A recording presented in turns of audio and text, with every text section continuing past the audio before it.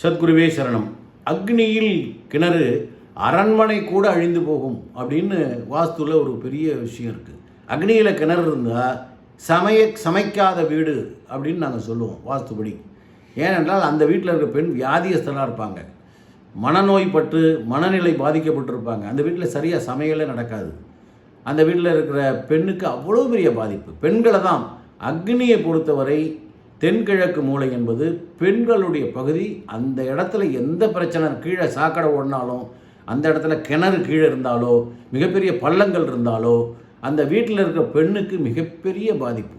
கண்ணுக்கு தெரியாமல் அவளுக்கு நிறையா பிரச்சனைகள் வரும். கர்ப்பப்பை பிரச்சனை வரும், குழந்தை நிற்காது, கணவன் மனைவி உறவு நல்லா இருக்காது, அவங்க மனநோய் ஆளாகியிருப்பாங்க, நிறைய விஷயங்கள் பிரிஞ்சு போயிடுவாங்க.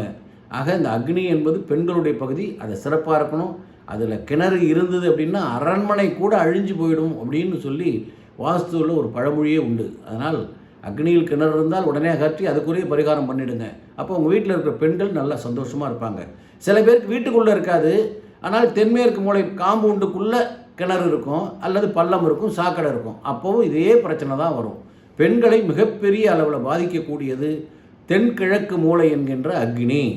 நல்ல திறனாய்வு செய்து பாருங்கள். உங்கள் வீட்டில் அப்படி இருந்தால் என்னை தொடர்பு கொள்ளுங்கள். சரிங்களா? சப்ஸ்கிரைப் பண்ணுங்கள். வணக்கம்.